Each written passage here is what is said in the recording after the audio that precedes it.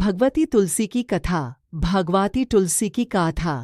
तुलसी से जुड़ी एक कथा बहुत प्रचलित है। श्रीमद् देवी भागवत पुराण में इनके अवतरण की दिव्य लीला कथा भी बनाई गई है। एक बार शिव ने अपने तेज को समुद्र में फेंक दिया था। उससे एक महातेजस्वी बालक ने जन्म लिया। यह बालक आगे चलकर जालंधर के नाम से पराक्रमी दैत्य राजा बना। इसकी राजधानी का नाम जालंधर नगरी था। दैत्य राज कालनेमी की कन्या वृंदा का विवाह जालंधर से हुआ।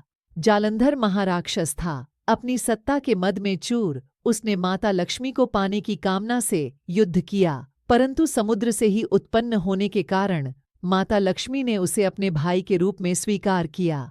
वहां से पराजित होकर वह देवी पार्वती को पाने की लालसा से कैलाश पर्वत पर गया। भगवान देवाधिदेव शिव का ही रूप धरकर माता पार्वती के समीप गया, परंतु मां ने अपने योग बल से उसे तुरंत पहचान लिया तथा वहां से अंतर्ध्यान हो गईं। देवी पार्वती ने क्रुद्ध होकर सारा वृतांत भगवान विष्णु को सुनाया। जालंधर की पत्नी वृंदा अत्यंत पतिव्रता स्त्री थी। उसी के पतिव्रत धर्म की शक्ति से जालंधर न तो मारा जाता था और न ही पराजित होता था। इसीलिए जालंधर का नाश करने के लिए वृंदा के पतिव्रत धर्म को भंग करना बहुत जरूरी था। इसी कारण भगवान विष्णु आर्षि का वेश धारण कर वन में जा पहुंचे, जहां वृंदा अकेली भ्रमण कर रही थीं। भगवान के साथ दो मायावी राक्षस भी थे, जिन्हें देखकर वृंदा भयभीत हो गईं। आर्षि ने वृंदा के सामने पल में दोनों को भस्म कर दिया। उनकी शक्ति देखकर वृंदा ने कैलाश पर्वत पर महादेव के साथ युद्ध कर रहे अपने पति जालंधर के बारे में पूछा। आर्षि ने अपने माया जाल से दो वानर प्रकट किए। एक वानर के हाथ में जालंधर का सिर था तथा दूसरे के हाथ में धड़। अपने पति की यह दशा देखकर वृंदा मूर्छित होकर गिर पड़ीं। होश में आने पर उन्होंने आर्षि रूपी भगवान से विनती की कि वह उसके पति को जीवित करें। भगवान ने अपनी माया से पुण्य जालंधर का सिर धड़ से जोड़ दिया, परंतु स्वयं भी वह उसी शरीर में प्रवेश कर गए।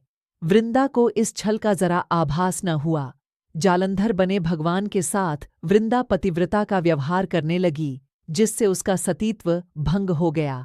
ऐसा होते ही वृंदा का पति जालंधर युद्ध में हार गया। इस सारी लीला का जब वंदा को पता चला तो उसने क्रुद्ध होकर भगवान विष्णु को शिला होने का श्राप दे दिया तथा स्वयं सती हो गईं। जहां वृंदा भस्म हुई वहां तुलसी का पौधा उगा। भगवान विष्णु ने वृंदा से कहा, हे वृंदा, तुम अपने सतीत्व के कारण मुझे लक्ष्मी से भी अधिक प्रिय हो गई हो। अब तुम तुलसी के रूप में सदा मेरे साथ रहोगी। जो मनुष्य भी मेरे शालिग्राम रूप के साथ तुलसी का विवाह करेगा, उसे इस लोक और परलोक में विपुल यश प्राप्त होगा। जिस घर में तुलसी होती है, वहां यम के दूत भी असमय नहीं जा सकते। गंगा व नर्मदा के जल में स्नान तथा तुलसी का पूजन बराबर माना जाता है, चाहे मनुष्य कितना भी पापी क्यों न हो। मृत्यु के समय जिसके प्राण मंजरी रहित तुलसी और गंगा जल मुख में रखकर निकल जाते हैं, से मुक्त होकर वैकुंठ धाम को प्राप्त होता है। जो वह पापों मनुष्य तुलसी व आंवलों की छाया में अपने पितरों का श्राद्ध करता है, उसके पितर मोक्ष को प्राप्त हो जाते हैं। उसी दैत्य जालंधर की यह भूमि जालंधर नाम से विख्यात है। सती वृंदा का मंदिर मोहल्ला कोट किशनचंद में स्थित है। कहते हैं इस स्थान पर एक प्राचीन गुफा थी जो सीधी हरिद्वार तक जाती थी।